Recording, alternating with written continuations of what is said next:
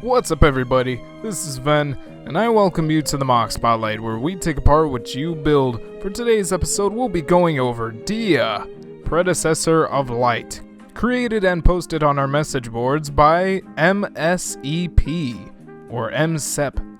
I don't know how to say this name, it's just letters.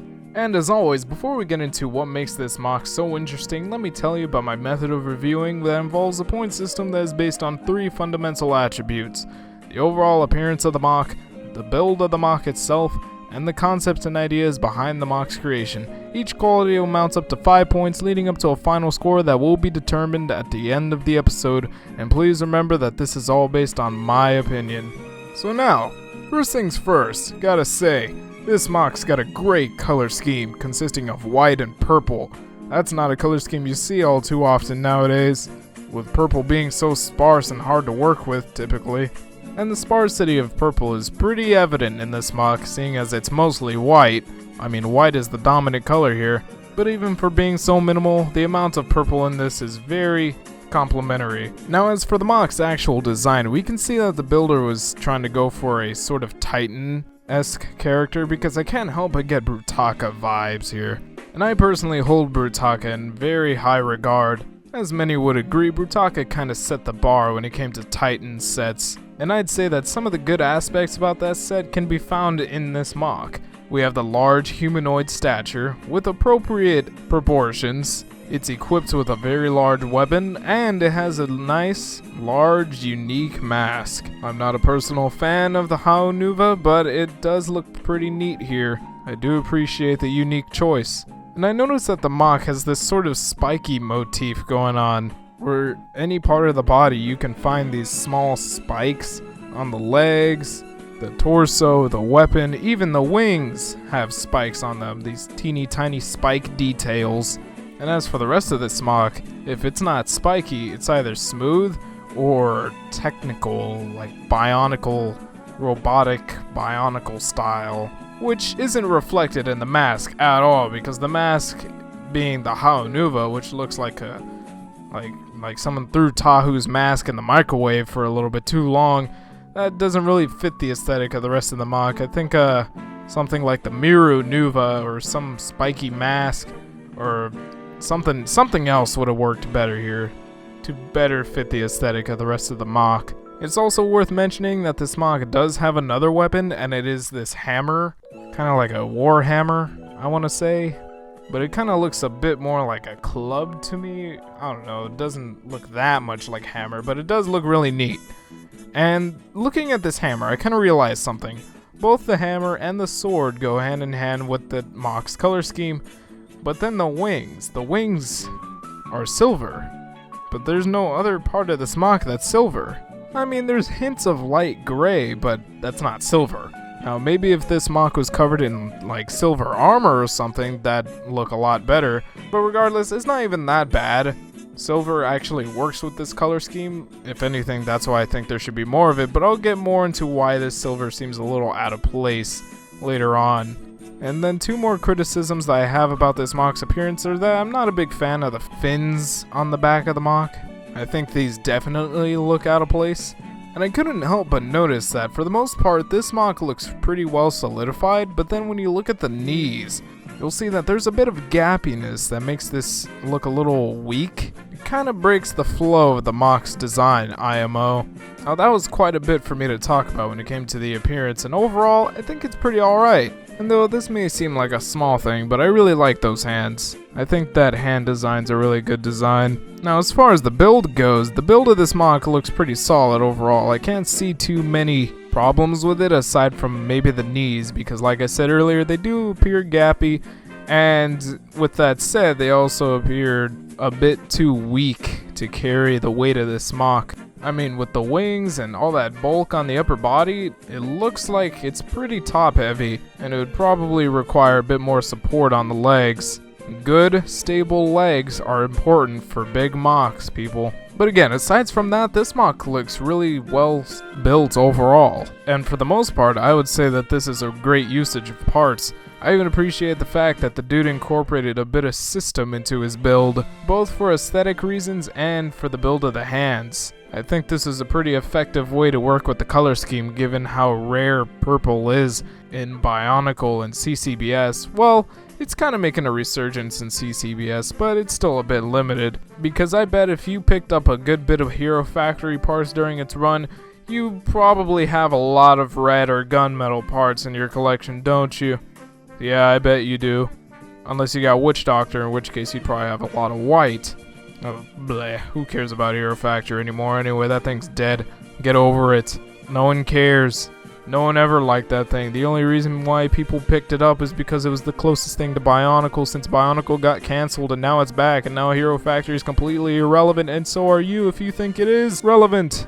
Anyway, I'd use a bit more support on the legs, that's for sure. I mean, Brutaka has it. Because it seems like the legs are the only part of this mock that are a bit limited in articulation as well. Because it kind of looks like if you tried posing this mock with those weak legs, it would just topple over, and it's just not going to work out that well. Also, that mask needs to go. I'm becoming even more intolerant of the Haonuba the more I stare at it. But all that aside, the body's got a nice build, the arms are especially a nice build.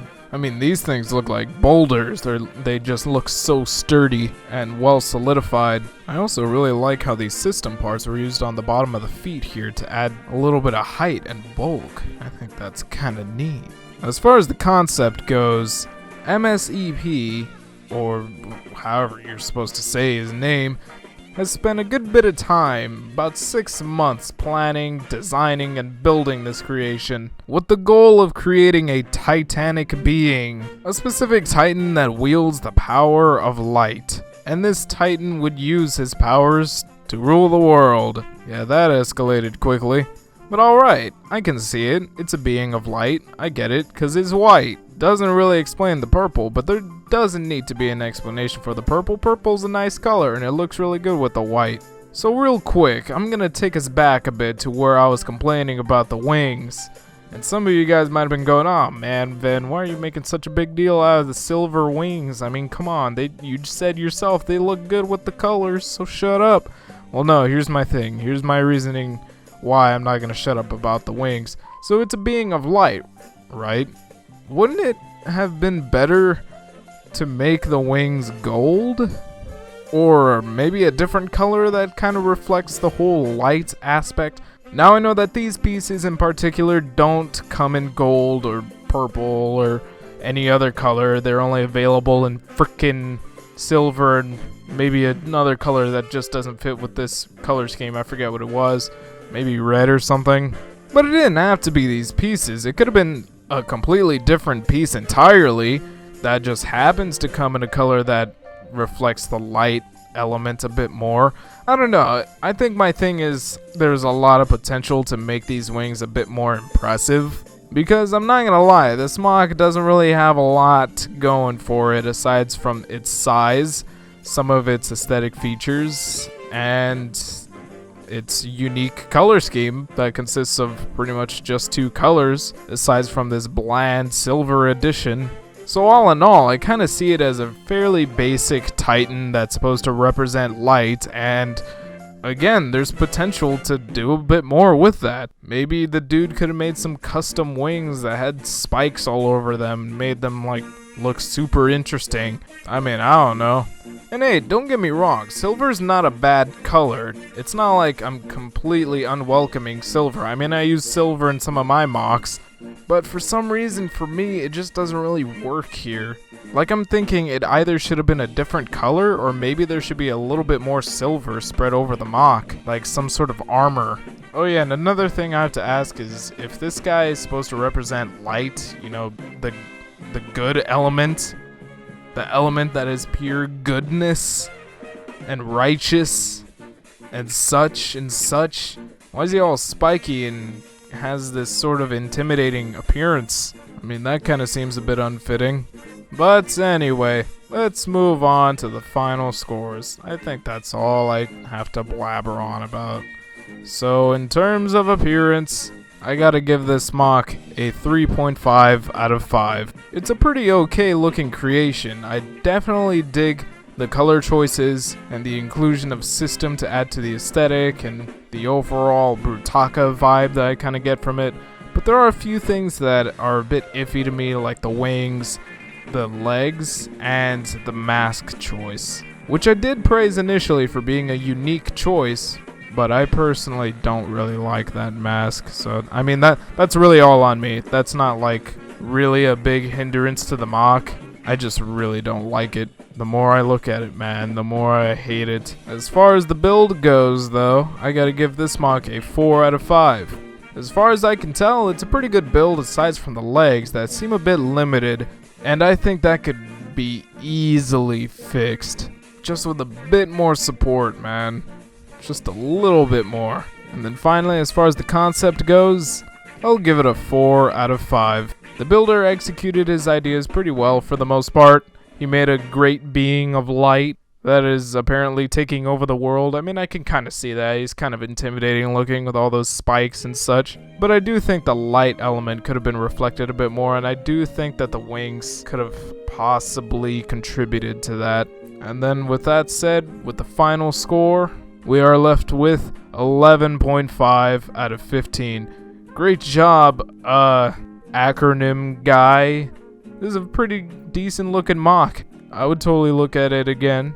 And the rest of you should too, on our message boards at board.ctvpodcast.com, where you can also post your own LEGO creations for me to look at and have possibly be featured on the Mock Spotlight in the future if I deem it interesting enough. Thank you all for watching. I'll see you all next time.